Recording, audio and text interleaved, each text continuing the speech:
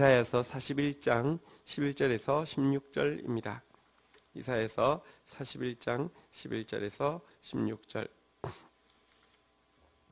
교독하겠습니다. 11절 보라, 내게 노하던 자들이 수치와 욕을 당할 것이요 너와 다투던 자들이 아무것도 아닌 것 같이 될 것이며 멸망할 것이라. 내가 찾아도 너와 싸우던 자들을 만나지 못할 것이요 너를 치는 자들은 아무것도 아닌 것 같고 허무한 것 같이 되리니. 이는 나 여호와 너희 하나님이 내 오른손을 붙들고 내게 이르기를 두려워하지 말라, 내가 너를 도우리라 할 것임이니라. 버러지 같은 너 야곱아, 너희 이스라엘 사람들아, 두려워하지 말라. 나 여호와가 말하노니 내가 너를 도울 것이라. 내 구속자는 이스라엘의 거룩한 이인이라. 보라, 내가 너를 이가 날카로운 새 타작기로 삼으리니 내가 산들을 쳐서 부스러기로 만들 것이며 작은 산들을 겨같이 만들 것이니라.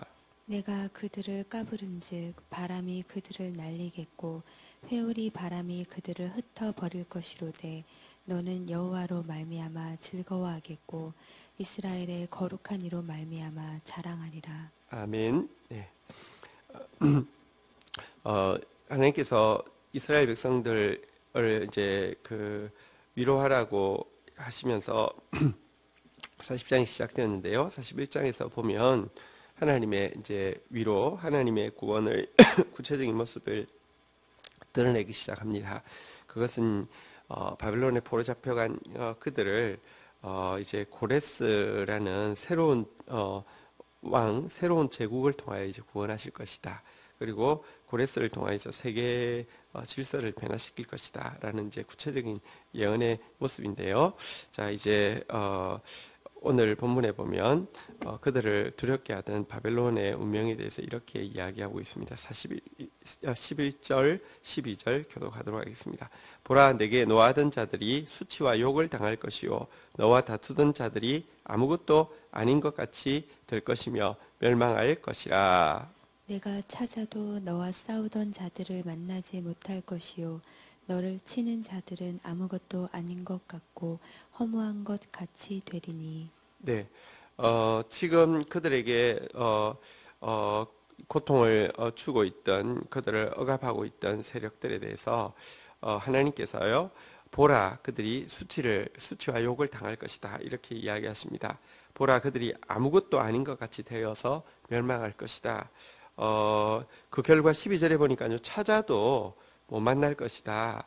아무것도 아닌 것 같이, 허무한 것 같이 될 것이다. 그러니까 아예 존재도 하지 않고 저렇게 허망한 것이 그동안 어떻게 그렇게 우리를 억압했으며, 혹은 또 우리는 왜 그렇게 두려워했을까 하는 생각이 들 정도로 아무것도 아닌 것처럼 한순간에 멸망할 것이다, 이렇게 이야기를 하고 있습니다. 사실 바벨론이 멸망하던 때에 대한 기록이 다니엘서에 나와 있는데요. 멸망하는 날까지도 마지막 왕인 벨사살 같은 경우에 술잔치를 벌이고 있었던 기록이 나와 있죠. 근데 그게 그랬을 수 있었던 것이 그들 중에 아무도 그들이 멸망할 거라고 생각하지 않았습니다. 나라가 너무 강성했고요, 성은 너무 견고했고요, 그래서 또 저들은 너무 미약했고요, 페르시아는. 그래서 전혀 신경도 안 쓸 정도였는데요, 그 하루에 완전히 멸망하게 되었고요. 또 새로 제국이 시작할 때 사실은 이렇게 힘있게 갖춰주기가 쉽지 않은데 고레스 때에 완전히 새로운 제국의 형태를 갖추고요, 전 세계를 지배하는 일이 일어나게 되었습니다.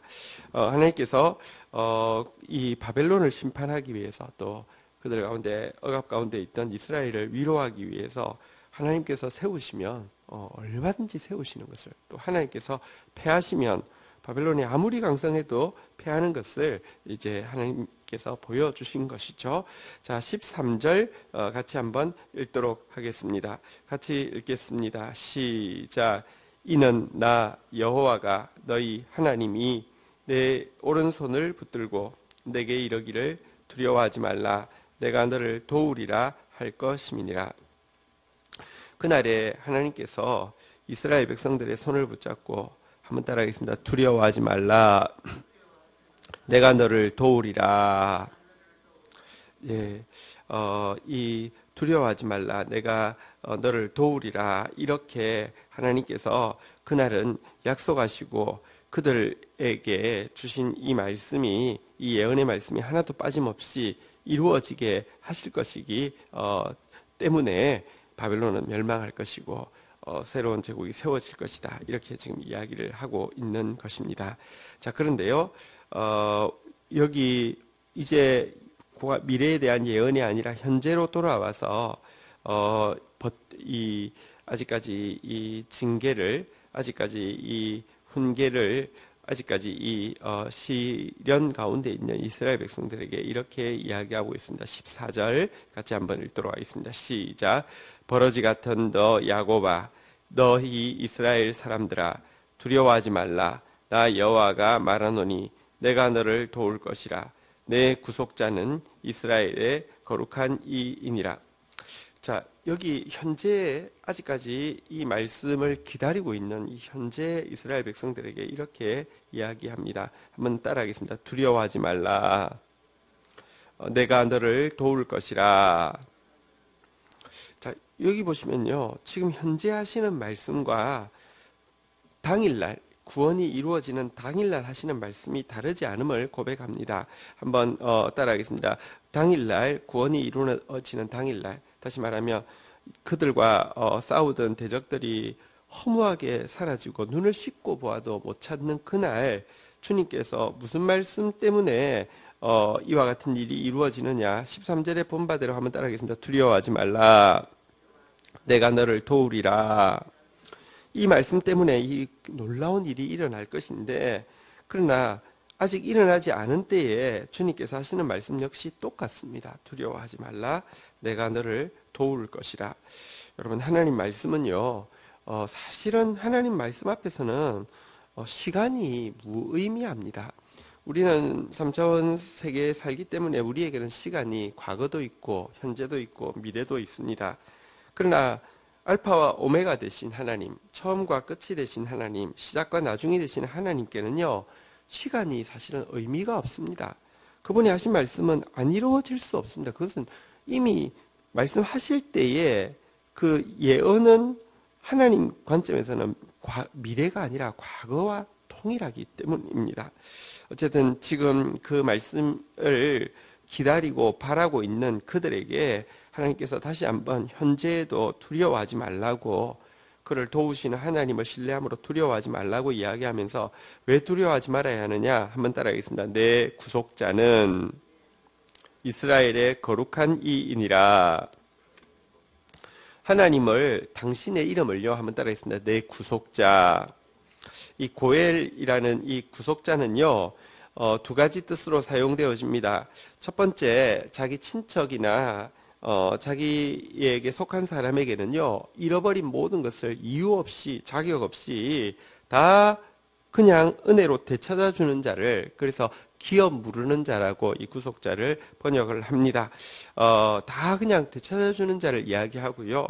혹은 동일한 단어가, 이 단어가 원수에 대해서는요, 자기 그 친척이나 이 가까운 사람들을 억압한 사람에 대해서는요, 하나님께서 보복하는 자를 이야기합니다. 그래서 이 구속자를 달리 다른 말로는 피의 보복자라고도 번역하는데요. 하나님이 직접 자신을 구속자라고 자처하고 나섭니다. 이스라엘 백성도 구속자에게는요, 기업을 물어주든지 피를 보복하든지 억울한 피를 보복하든지 하는 의무가 있다고 하면, 이 제도를 제정하신 하나님께서 어떻게 기업을 되찾아주지 않겠으며 원수에 대해서 보복하지 않겠느냐라는 말씀입니다. 하나님의 이름은 우리의 구속자이십니다. 그런데 그 하나님에게는요, 한번 따라하겠습니다. 거룩한 이이니라. 이 거룩이란 무엇이냐고 하면요, 당신의 약속에 대해서 신실한 상태를 거룩이라고 이야기합니다. 하나님께서는요, 당신의 거룩함을 두고 맹세하고 있습니다. 하나님은 절대로 당신의 언약을 잊어버릴 수가 없고요. 그냥 미안해, 농담이었어 하실 수가 없고요. 에이, 그냥 이 정도로 그냥 됐다고 여겨 이렇게 하실 수가 없다는 것입니다. 하나님의 거룩하심은 당신의 말씀에 대해서 반드시 지키십니다. 그분이 구속자가 되셨으니 지금 아직까지 이 일이 이루어지지 않았지만 다시 한번 따라하겠습니다. 두려워하지 말라. 내가 너를 도울 것이라. 두려워하지 말아야 하고요. 하나님의 도우심을 구해야 합니다. 부러워하면 지는 것이고 두려워하면 지는 것입니다. 세상을 부러워하고 세상을 두려워하느냐? 하나님을 부러워하고, 그러니까 이 부러워한다는 말은 어제 우리 이 잠언서에서 봤는데요. 원의 뜻은 질투한다는 뜻인데요. 세상을 질투하고 세상을 두려워하면 세상에 지는 것이고요. 하나님을 질투할 만큼 사랑하고 하나님을 두려워하면 이 하나님의 형상이 우리 안에 새겨지는 것입니다. 두려워하지 말고 우리를 도우시는 하나님을 신뢰하라고 이야기하는데요. 그러나 한 가지 분명히 알아야 될 것이 있습니다. 여러분, 주의 약속의 말씀이 이루어질 것입니다. 그런데요, 그것에 우리에게 공로가 있어서 그런 것이 아니라 일방적으로 하나님의 은총으로 말미암아 이루어진다는 것을 알아야 합니다. 왜냐고 하면 우리가 구원에 대해서 주님께서 이야기하면서 이스라엘을 부르시기를 한번 따라하겠습니다. 버러지 같은 너 야곱아.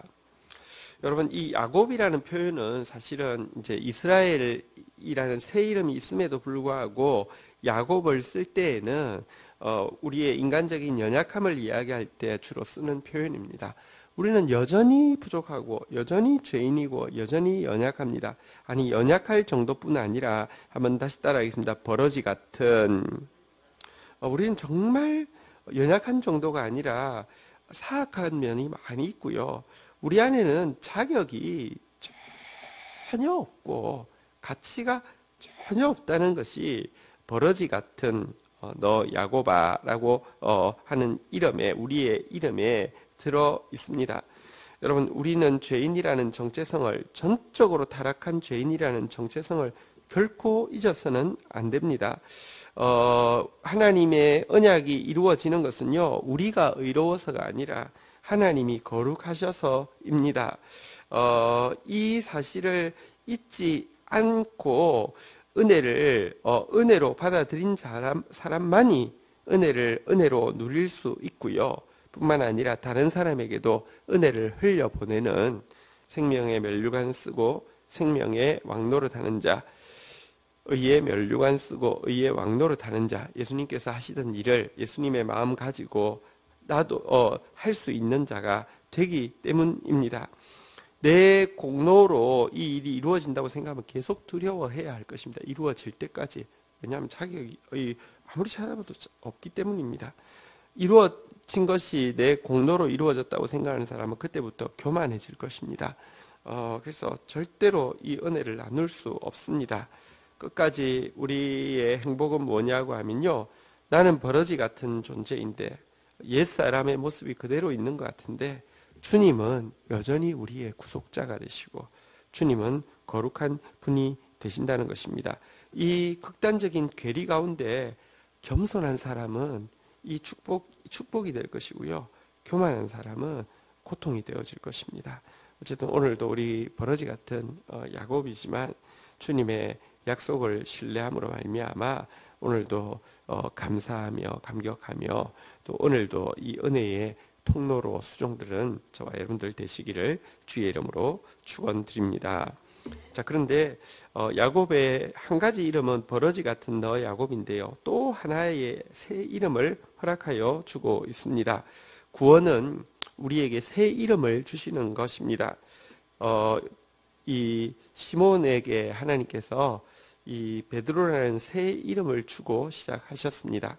여러분, 우리에게 새 이름을 주는 것, 이긴 자에게는 새 이름을 준다고 했는데요, 새 이름을 가지는 게 구원인데요, 이 버러지 같은 너 야곱아, 이것은 우리가 잊지 않아야 되는 우리의 정체성이고 이것이 우리를 겸손하게 하지만 새로운 정체성이 우리로 하여금 하나님의 일을 감당하게 합니다. 무엇입니까? 15절 같이 한번 보도록 하겠습니다. 같이 읽겠습니다. 시작.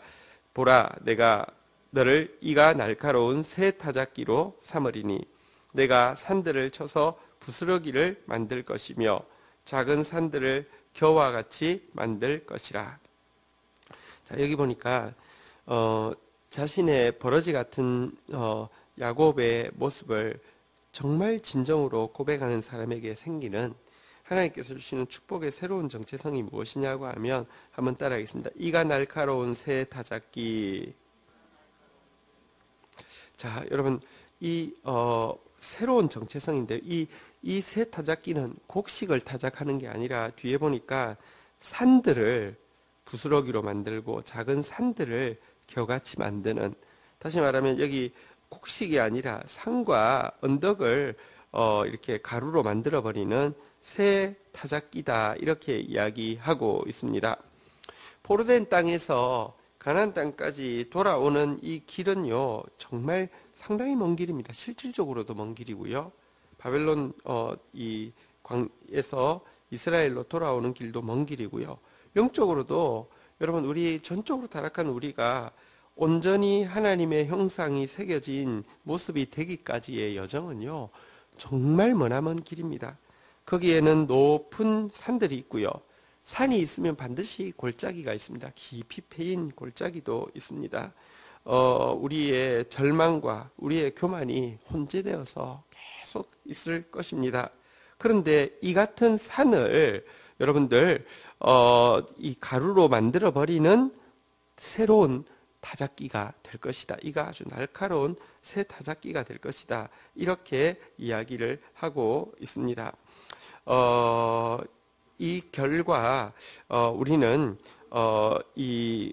하나님께서 우리를 향해서 가지고 있는 언약을 향해서 나아가는 길을 아무것도 아닌 것처럼 앞에 막 산이 있어도 다 가루로 만들어 버리고 골짜기에 있어도 그 가루로 만든 흙을 뱉어내 가지고 이렇게 평지처럼 막힘없이 걸어가게 될 것이다. 이렇게 이야기를 하고 있습니다. 한편 여기 날카로운 새 타작기라는 단어 자체는요 사실 심판이라는 단어와 같은 단어이기도 합니다. 원어로. 왜냐하고 하면 요엘서 3장 14절에 보면 이 동일한 단어를 심판이라고 번역을 하고 있는데요. 하나님께서 우리를 모든 대적들을 심판하는 또 그 강력한 도구로서 사용하게 될 것이다. 이런 뜻을 가지고 있습니다. 우상에게 우상을 사단을 심판하는 무기가 되게 하신다. 이런 뜻을 가지고 있습니다. 하나님은 우리를요 구원하시되 겨우 구원받는 자가 아니라 넉넉히 구원받는 자가 되게 하시고 턱걸이로 구원받는 자가 아니라 왕노릇하면서 구원하신다고 성경은 계속 이야기하고 있는데요. 근데 이 두 가지가 동전의 양면입니다. 한번 다시 따라하겠습니다. 버러지 같은 자기 이름 넣겠습니다. 버러지 같은 너 지어나 내가 너를 이가 날카로운 새 타작기로 삼으리니. 겸손할 때에만, 자기의 모습을 정직하게 인정할 때에만 하나님 주시는 이 새로운 정체성이 우리에게 세워지게 됩니다. 그래서 여러분들 이 내가 죄인이라는 진실한 고백에 진짜 우리의 절망과 교망을 이 도두고 깎아버릴 수 있는 힘이, 그래서 이 우상을, 이 사단을 심판할 수 있는 권능이 주어진다는 것입니다. 그래서 16절 한번 보도록 하겠습니다. 같이 읽겠습니다. 시작. 내가 그들을 까부른즉 바람이 그들을 날리겠고 회오리 바람이 그들을 흩을 것이로되 너는 여호와의 이름으로 즐거워하겠고 이스라엘의 거룩한 이로 말미암아 자랑하리라. 자, 우리가 이 하나님께서 회복시켜 주신 새로운 정체성을 가지고요, 우리 앞에 있는 이 산들을, 우리 앞에 있는 골짜기들을 이렇게 쳐서 평지가 되게 하게 되면은 여러분 여기 태산을 가루로 만들고 나면 생각해 보십시오. 얼마나 그 부산물이 많겠습니까? 막 이렇게 저기 쓰레기가 많겠습니까? 우리가 뭐 산을 깎을 때 이게 뚫는 것도 문제지만 거기서 나오는 이 뭐랄까요, 건축 막 이렇게 슬러지들이 얼마나 많을까요? 이거를요, 여기 성경에 보니까요, 사실 우리는 믿음으로 돌파하기만 하면요, 여기 한번 따라하겠습니다. 내가 까부르면 하나님이 날리십니다. 내가 까부르면 하나님이 흩어버리십니다. 그러니까 흔적도 남지 않도록 성령의 바람이 그것들 다, 자네들을 다 치워주신다. 이렇게 이야기하고 있습니다. 우리가 하는 일이요, 내가 예를 들면 왜 도전을 못하냐고 하면, 내가 왜 믿음을 가지지 못하냐고 하면 너무 커 보이고 대적이, 그리고 그 문제를 해결하는 과정에서 내가 해놓고 나면 뒷감당을 내가 어떻게 할까 이 생각하며, 왜냐하면 여러분 그렇지 않습니까? 세상은요, 산을 하나 깎아도 깎는 것도 저거 뚫을 수 있을까, 깎을 수 있을까도 문제지만, 그 다음에 깎아놓은 거 치우는 것도 내가 치워야 되지 않습니까? 많은 사람들이 믿음이 생기지 않는 이유는 전부 다 처음과 끝을 자기가 하려고 하기 때문입니다. 내 힘 가지고 깎아야 된다고 생각하고 내 능력 가지고 치워야 된다고 생각하기 때문에 감당이 안 되는데요. 사실은 여러분들, 하나님 의지하여서 내가 믿음으로 고백하고 나가면 나머지는요, 성령의 회오리 바람이 날려버리고 흩어버려서 아무것도 아닌 것처럼 만드시는 그런 역사가 있습니다. 내가 실타래를 푸는 것이 아니고요, 주님이 푸시면요, 한순간에 풀릴 뿐더러 기억도 나지 않게 하실 수 있는 하나님을 우리는 믿고 있습니다. 그 결과 한번 따라하겠습니다. 여호와로 말미암아 즐거워하겠고 거룩하신 이로 말미암아 자랑하리라. 그때는 진짜 즐거움이 임하고요, 그때는 진짜 자랑스러움이 임하는데요, 그러나 여호와로 말미암아, 거룩하신 이로 말미암아, 나 때문이 아니라 그분 때문임을 우리가 분명히 고백하는 그런 즐거움과 자랑스러움이 임할 것이다. 이렇게 이야기하고 있습니다. 지금도 나를 바라보면요, 구원이 아니라 멸망밖에 없습니다. 구원이 아니라 절망밖에 또 없습니다. 그러나 오늘도 눈을 들어서 주님을 바라보면요, 진짜 소망이 있습니다. 진짜 미래가 있습니다. 진짜 장래가 있고 진짜 희망이 있습니다. 그래서 이 이사야서에서요, 가장 많이 나오는 단어는 한번 따라하겠습니다. 보라. 너희의 구원자를 보라. 눈을 들어서 하나님을 바라보는데 구원이 있지. 여러분들 자기에게서 자기 힘을 결집하는 데서 자기 어떤 능력을 이렇게 회복하는 데서 있지 않습니다. 오늘도 우리가 그 하나님을 바라봄으로 말미암아 오늘도 두려워하지 아니하고요, 그 하나님을 바라봄으로 말미암아 오늘도 믿음 가운데 한 걸음 내디디고요, 그 하나님으로 말미암아 즐거워하고 자랑하는 저와 여러분들 되시기를 주의 이름으로 축원드립니다. 하나님, 지금도 당신의 훈계 가운데, 징계 가운데 있는 주의 백성들, 너무 두렵고 너무 고통스러운 문제 가운데 있는 주의 백성들을 위하여서 기도합니다. 또 여전히 버러지 같은 내 모습 앞에서 또 신음하고 고통하는 내 영혼을 향하여서 선포합니다. 두려워하지 말라, 내가 너를 도우리라. 두려워하지 말라, 내가 너를 도우리라. 내 구속자는 이스라엘의 거룩한 이인이라. 하나님, 오늘도 하나님을 바라보며 하나님으로 말미암아 믿음을 가지며 나의 기업을 물을 자, 나의 피의 보수자이신 당신의 언약을 한 말씀도 빠짐없이 현재와 과거와 미래가 상관없이 그대로 되게 하실 그 하나님을 신뢰하며 오늘도 써서 겨우 구원하심이 아니라 넉넉히 구원하시며 불쌍한 모습이 아니라 왕노릇하는 모습으로 구원하실 주님 신뢰합니다. 오늘도 이가 날카로운 새 타작기로 큰 산을 평지로 만들며 믿음의 흐름 내디디게 하여 주옵시며 성령의 바람이 오늘도 우리의 모이는 것을 정리해 주시는 것을 경험하며 여호와로 말미암아 즐거워하고 자랑하는 하루 되어지도록 하나님 저희를 도우소서. 지체들을 도우소서. 민족교회와 열방의 교회를 도와 주옵소서. 예수 그리스도의 이름으로 기도 올립니다. 아멘.